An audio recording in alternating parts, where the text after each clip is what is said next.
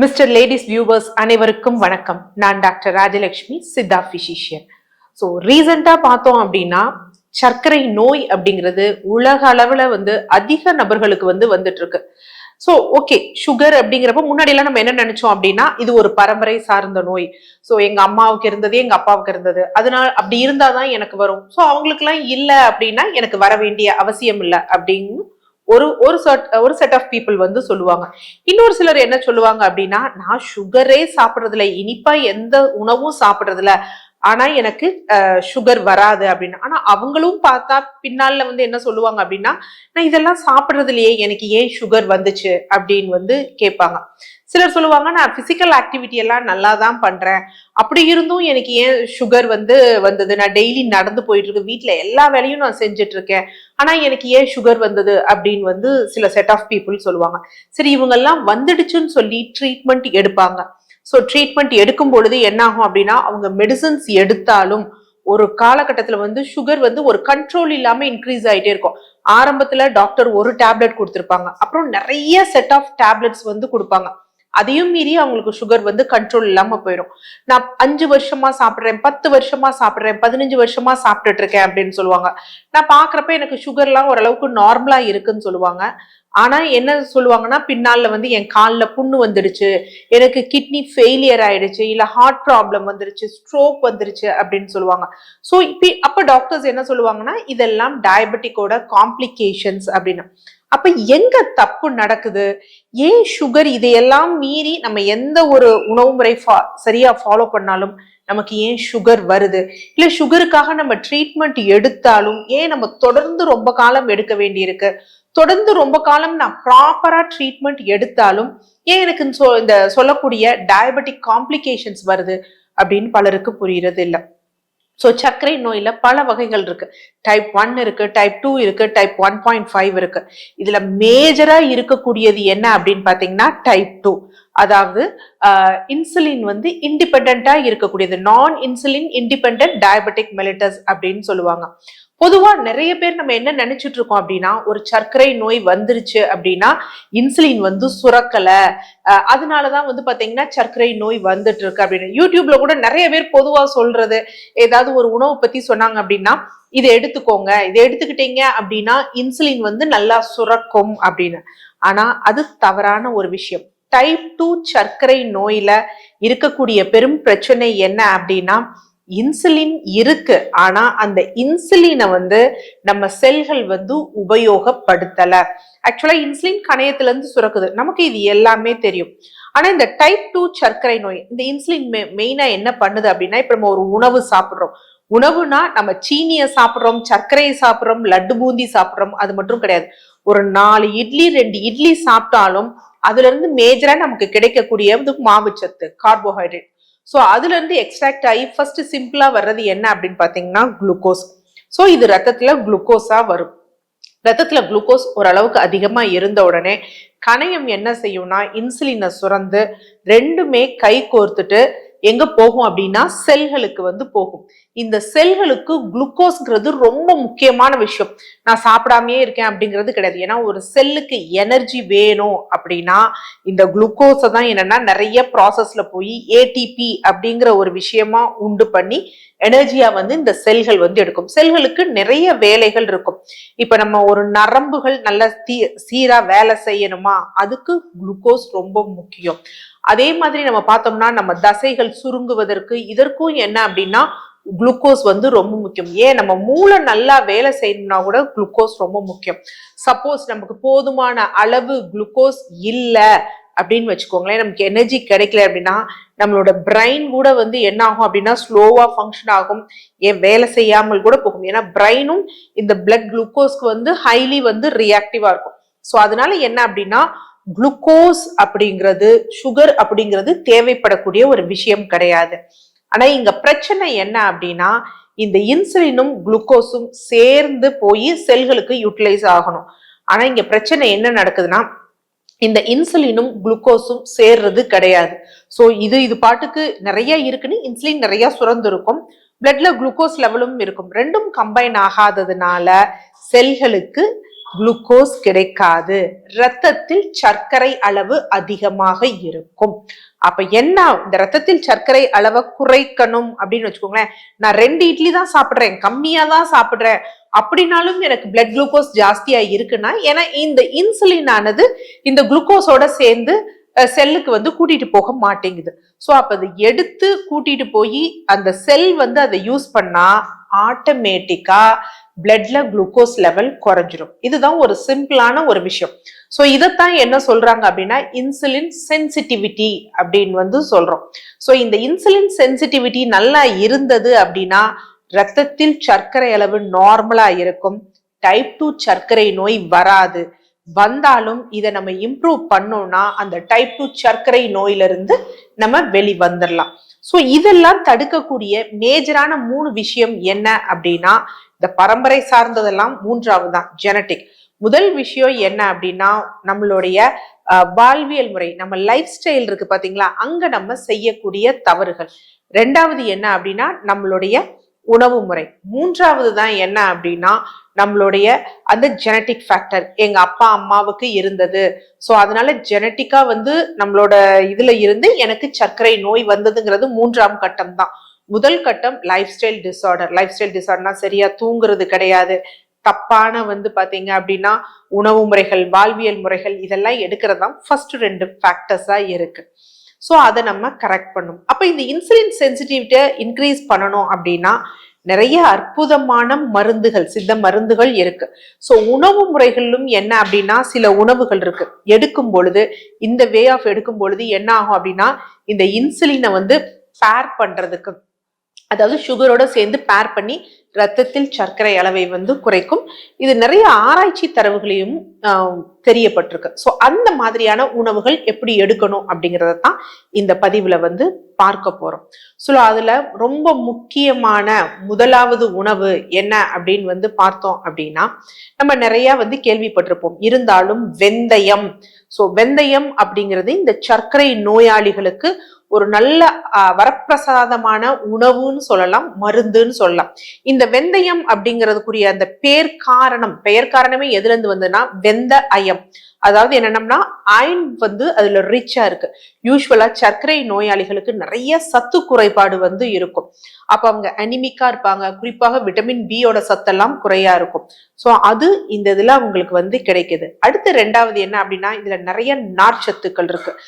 நம்ம யூஸ்வலா நம்ம இன்னைக்கு நிறைய விளம்பரங்கள்ல வந்து கேள்விப்பட்டிருக்கோம், ஏதோ ஒரு ஹெல்த் ட்ரிங்க் எடுக்கிறோம்னா இது வந்து சுகரை கம்மி பண்ணுமா, இதுல லோ வந்து கார்போஹைட்ரேட் இருக்காங்கிறத விட, சோ அந்த விளம்பரத்தில் மருத்துவராக நடிக்கக்கூடியவர் என்ன சொல்லுவார் அப்படின்னா இதெல்லாம் முக்கியம் இல்ல, ஃபைபர் தான் ரொம்ப முக்கியம். சோ அந்த ஃபைபர் தான் அதுக்கு ரொம்ப முக்கியம்.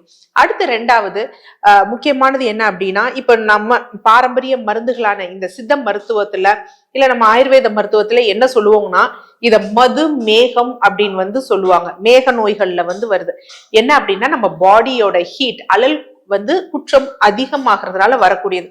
சோ அதை குறைக்கும் தன்மையும் எதுல இருக்கு அப்படின்னா இந்த வெந்தயத்துல இருக்கு. இது இல்லாம நிறைய ஆராய்ச்சி தரவுகள் இருக்கு.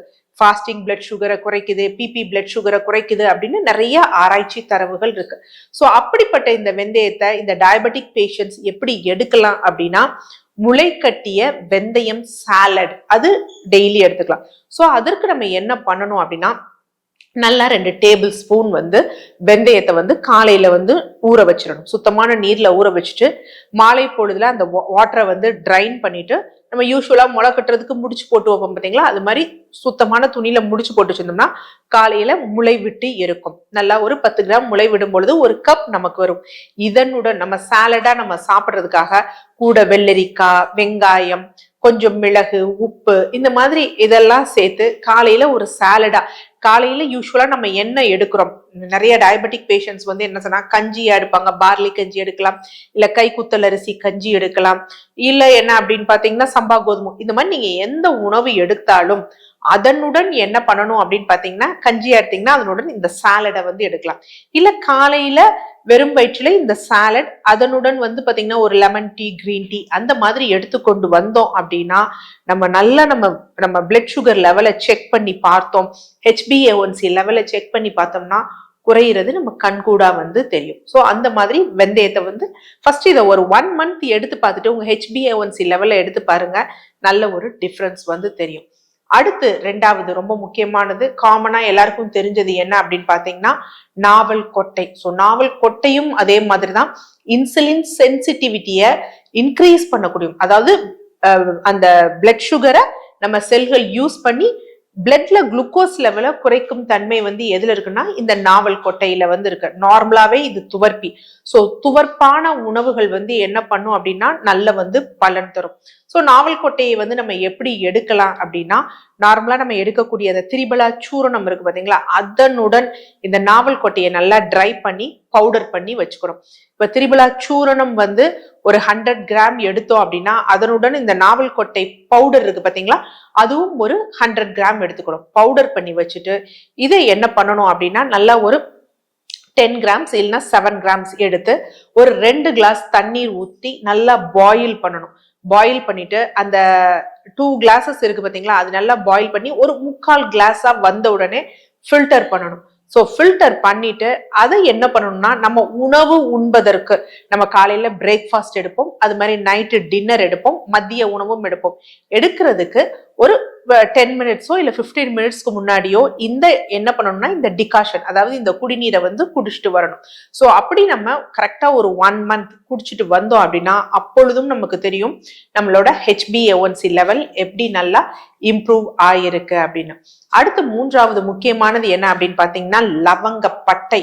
ஸோ லவங்கப்பட்டை வந்து பாத்தீங்கன்னா இன்சுலின் ரெசிஸ்டன்ஸ்க்கு ரொம்ப ஒரு அற்புதமான மருந்து. அதனாலதான் குறிப்பா இந்த PCOS இருக்கக்கூடிய பெண்கள், மாதவிடாய் வராமல் இருக்கக்கூடிய பெண்கள், இவங்க எல்லோருக்கும் வந்து சொல்லக்கூடியது என்ன அப்படின்னு பாத்தீங்கன்னா இந்த லவங்கப்பட்டை. இது இன்சுலின் சென்சிட்டிவிட்டியை இன்க்ரீஸ் பண்ணும். அதே நேரம் என்ன அப்படின்னா நல்ல ஒரு வாசோ டைலட்டேஷன், ரத்த நாளங்கள் விரிவடைய வைக்கும். ஏன்னா யூஸ்வலா இந்த சர்க்கரை நோயாளிகளுக்கு நார்மலாவே அவங்க ரத்தத்தோட பிசுபிசுப்பு தன்மை வந்து கொஞ்சம் அதிகமாக இருக்கும். சோ அந்த விட்டம், ரத்த நாளத்தோட விட்டம் வந்து குறைந்து இருக்கும். ஸோ அப்ப ரத்த ஓட்டம் இருக்காது, டயபெட்டி, அது பிபி போன்றவை வந்து வரும். ஸோ அப்ப இந்த மாதிரி ஒரு விஷயத்த நம்ம எடுக்கும் பொழுது என்னன்னா நல்ல ஒரு வாசோ டைலட்டேஷன் பண்ணும். ஸோ பிபி குறையும், அந்த ரத்தத்தோட பிசுபிசுப்பு தன்மையும் குறையும். ஸோ அதற்கு நம்ம லவங்கப்பட்டை வந்து எடுக்கணும். ஸோ இந்த லவங்கப்பட்டையை நம்ம எப்படி எடுக்கலாம் அப்படின்னு நார்மலா பார்த்தோம் அப்படின்னா, நம்ம ஏற்கனவே ஒரு டிகாஷன் நம்ம முன்னாடி ப்ரிப்பேர் பண்ணது திரிபலா சூரணம், அதனுடன் வந்து இந்த நாவல் கொட்டை போட்ட டிகாஷன் ப்ரிப்பேர் பண்ணி வச்சிருக்கோம் பாத்தீங்களா, அந்த டிகாஷன்ல இந்த பட்டை பவுடர் வந்து நல்லா ஒரு 1.5 டீஸ்பூன் அதுல போட்டு மிக்ஸ் பண்ணி நம்ம எடுத்துக்கணும். இதையும் என்னன்னா நம்ம மேற்குறிப்பிட்ட அந்த டயட்டோட வந்து ஃபாலோ பண்ணணும். அடுத்து நாலாவது முக்கியமானது என்ன அப்படின்னா நெல்லிக்காய். ஸோ நெல்லிக்காயும் இன்சுலின் சென்சிட்டிவிட்டியை நல்லா இன்க்ரீஸ் பண்ணும். மேக நோய்களுக்கே வந்து ரொம்ப நல்லது. ஃபைபர் கண்டென்ட் இருக்கு, விட்டமின் சி இருக்கு. ஸோ விட்டமின் சி மற்ற உணவுகள் இருந்தாலும் இந்த இதுல இருக்கிறப்ப இன்னும் கொஞ்சம் நல்லது. ஏன்னா அயன் அப்சார்ப்ஷனை வந்து நமக்கு என்கரேஜ் பண்ணும், டைஜஷனை வந்து இம்ப்ரூவ் பண்ணும். செல்கள் அதிகமாக ஆக்சிடைஸ் ஆகும் பாத்தீங்களா, டேமேஜ் ஆகுது பாத்தீங்களா, அதை தடுக்கக்கூடிய தன்மை இருக்கு. ஸோ அப்ப இந்த நெல்லிக்காயை எப்படி எடுக்கணும்னா ஒரு நல்ல ஒரு 1 லிட்டர் தண்ணிக்கு 2 நெல்லிக்காய் சீவலாக வந்து நம்ம துருவிட்டு அதுல போட்டுட்டு நம்ம எப்பெல்லாம் தண்ணீர் குடிக்கிறோமோ அந்த தண்ணி குடிக்கிறப்ப இந்த நெல்லி சீவல் ஊர்ன தண்ணியை குடிச்சிட்டு அதோட இருக்கிறத சாப்பிடணும்.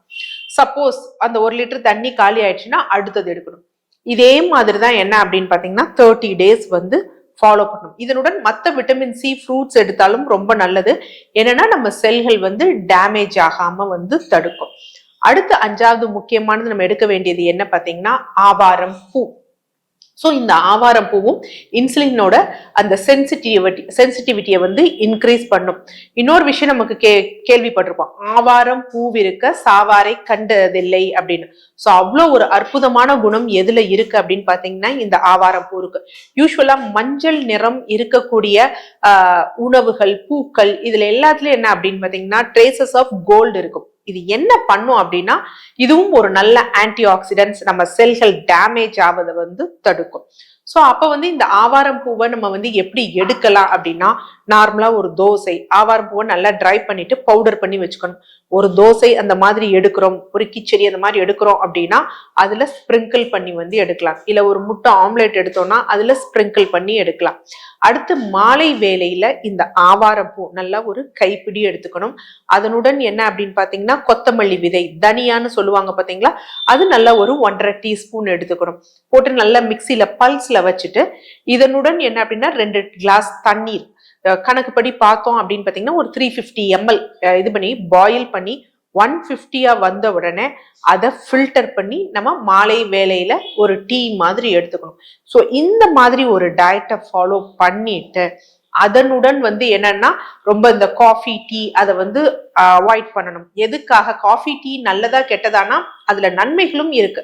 இருந்தாலும் ஓரளவுக்கு மேல போகும் பொழுது ஃப்ரீக்வெண்டா எடுக்கும் பொழுது நம்ம என்ன செய்வோம், பாலோட சேர்ந்து எடுப்போம், இனிப்போட சேர்ந்து எடுப்போம்.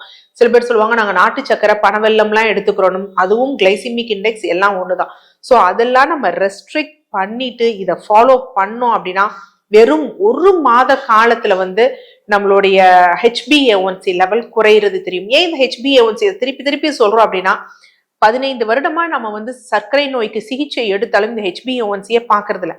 நம்ம HbA1c 3 மாத சர்க்கரை அளவு வந்து ஒரு 6.5க்கு மேல போச்சுனாலே நமக்கு டயபெட்டிக் காம்ப்ளிகேஷன்ஸ் வருவது உறுதி. அது எதை வேணுமா பாதிக்கலாம், கிட்னியை பாதிக்கலாம், பாதங்களை பாதிக்கலாம், நரம்புகளை பாதிக்கலாம், ஹார்ட்டை பாதிக்கலாம், இல்ல ஸ்ட்ரோக்கை ஏற்படுத்தலாம். ஸோ 6.5க்கு கீழேயே நம்ம வச்சுக்கிறது நல்லது.